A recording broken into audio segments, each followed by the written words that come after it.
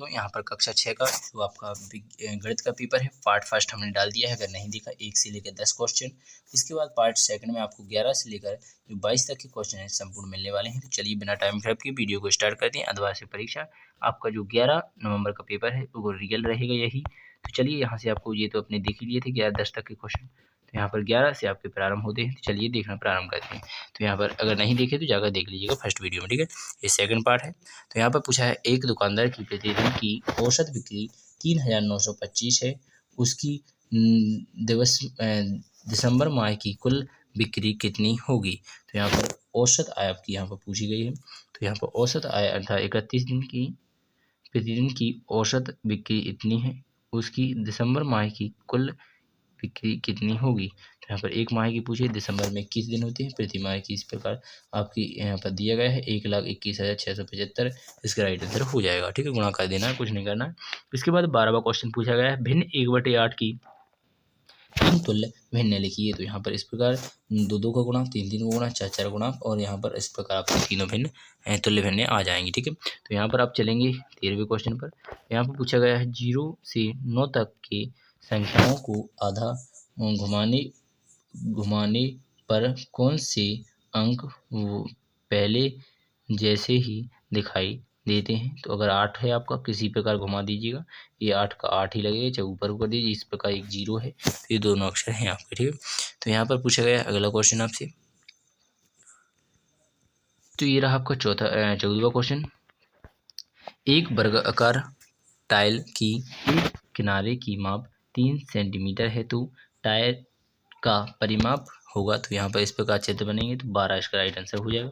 इस प्रकार दिया गया है अगला क्वेश्चन, यदि किसी विद्यालय में कुल विद्यार्थियों की संख्या 244 है और लड़कियां 3/4 भाग हैं, तो लड़कों की संख्या ज्ञात कीजिए। तो अर्थात लड़कियां आपकी यहाँ पर 3 हिस्सा हैं, तो यहाँ पर आप लड़कों की यहाँ पर इतने हो जाएंगे लड़कियां। तो यहाँ पर पूछा है लड़कों की संख्या ज्ञात कीजिए, ठीक है। तो यहाँ पर 183 आपकी लड़कियां हो जाएंगी। तो 183 में से 244 में से 183 अगर आप घटा देते हैं तो आपका यहाँ पर राइट आंसर हो जाएगा। तो यहाँ पर आपका कितना हो जाएगा, तो यहाँ पर आप देख लीजिएगा 14 में से 8 चले जाएंगे, 6 अर्थात 61 आज का इसका राइट आंसर हो जाएगा। आशा करेंगे आप सभी को समझ में आ गया होगा। तो 61 आपके बच्चे हो जाएंगे, ठीक है। तो बिना टाइम खराब किए लड़के हो जाएंगे, ठीक है। तो यहाँ पर लिखा नहीं है, लड़कियाँ लिखा है, 61 आपके यहाँ पर लड़के भी लिख लीजिएगा आंसर में, ठीक है। तो यहाँ पर चलेंगे अगले क्वेश्चन पर, 16वें क्वेश्चन पर। तो यहाँ पर पूछा गया है आपको दिए गए आकृति नेट को उसके बनने वाले ठोस आकृतियों में जोड़िए। तो यहाँ पर इस प्रकार से डिब्बा बन जाएगा, इसका आपका शंकु बन जाएगा, इसका आपका पेंसिल बन जाएगा। तो आशा करेंगे आप सभी को समझ में आ गए होंगे, ठीक है। तो मिला लीजिएगा। इसके बाद चलेंगे 17वें क्वेश्चन पर। तो ये रहा आपका 17वां क्वेश्चन, यदि एक घनाकार टैंक का आयतन 750 घन मीटर है तो टैंक का आयतन लीटर में कितना होगा। तो यहाँ पर 1 घन मीटर बराबर 1000, तो 750 घन मीटर बराबर, तो यहाँ पर 750 का 1000 में गुणा करेंगे तो आपका यहाँ पर 7,50,000 इसका लीटर आपका राइट आंसर हो जाएगा। तो आशा करेंगे आप सभी को समझ में आ गया होगा। तो यहाँ पर चलेंगे 18वें क्वेश्चन पर। तो 18वां क्वेश्चन देखेंगे यहाँ पर, एक घनाकार बॉक्स जिसकी भुजा 4 सेंटीमीटर है, इस बॉक्स में 2 सेंटीमीटर भुजा वाले कुल कितने घन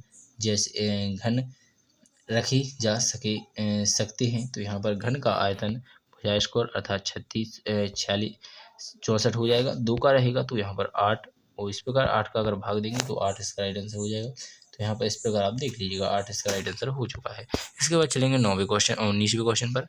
19वें क्वेश्चन में पूछा गया आपसे, एक बगीचे में कुल 144 पौधे लगे हैं, बगीचे की प्रत्येक पंक्ति में 12 पौधे लगे हैं, तो पंक्तियों की संख्या बताना है। तो 12 का गुणा करेंगे तो 12 12 144 अर्थात आपका 12 इसका राइट आंसर हो जाएगा।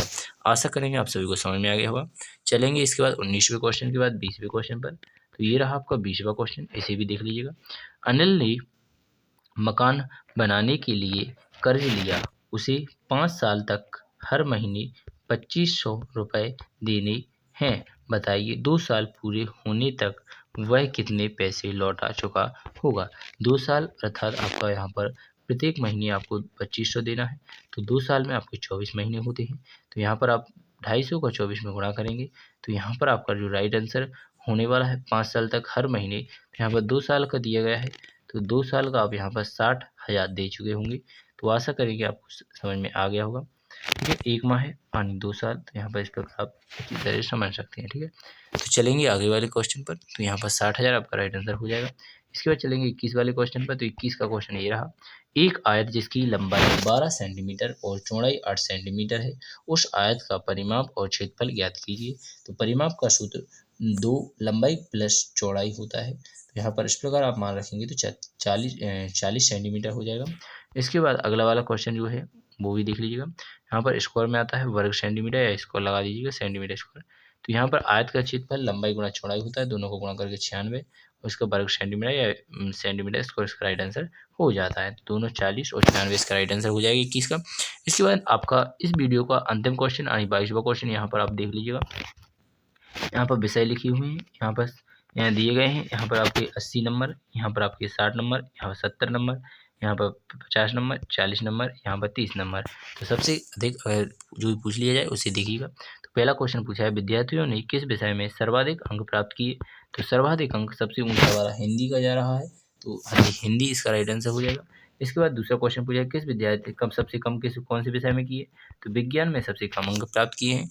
इसके बाद नेक्स्ट क्वेश्चन अगर आपसे पूछा जाए, विद्यार्थियों की हिंदी और संस्कृत विषयों के अंकों का अंतर बताना है। तो यहाँ पर आपको इस प्रकार अंतर बताना है। तो यहाँ पर हिंदी में और संस्कृत में, यहाँ पर संस्कृत का आपका यहाँ पर 50 हो जाएगा, हिंदी का आपका 80 हो जाएगा, अंतर आपका 30 का आ जाएगा। तो यहाँ पर आप अच्छी तरह से इसे देख लीजिएगा, यहाँ पर 30 किया गया है। ठीक है, इसके बाद चलेंगे चौथे क्वेश्चन में, किस विषय में विद्यार्थियों ने हिंदी की तुलना में आधे अंक प्राप्त किए। तो हिंदी की तुलना में सबसे आधे अंक किस विषय में किए। तो यहाँ पर हिंदी आपका यहाँ पर हो जाएगा 80 का, और इसकी तुलना में आपका जो आधे हैं वो आपके 40 है। तो सामाजिक विज्ञान इसका राइट आंसर हो जाएगा, यानी सामाजिक विज्ञान में। ठीक है, तो यहाँ पर आप देख लीजिएगा। तो यहाँ पर अंग्रेजी में बताया गया है नहीं, परंतु यहाँ पर आपको हिंदी तुलना करनी थी। अगर अंग्रेजी की तुलना करनी होगी तो यहाँ पर आपका विज्ञान आ जाएगा। अगर आपकी हिंदी की तुलना करना है तो सामाजिक विज्ञान रहेगा, और अंतर आपका यहाँ पर आपका 30 का ही रहेगा। ठीक है, तो यहाँ पर विषय विज्ञान नहीं सामाजिक विज्ञान हो जाएगा। ठीक है, इसके बाद चलेंगे आप, विद्यार्थियों ने किन किन विषयों में 45 से अधिक अंक प्राप्त किए हैं। संस्कृत, गणित, अंग्रेजी एवं हिंदी में इन्होंने 45 से अधिक अंक प्राप्त किए हैं। ठीक है, तो इसका राइट आंसर आपको हो जाएगा। ठीक है, तो आशा करेंगे आपने यहाँ पर पूरे 22 क्वेश्चनों का सही तरीके से सोल्यूशन देख लिया है। इसी प्रकार सभी पेपरों का सोल्यूशन देते चले आ रहे हैं, आगे भी देते रहेंगे।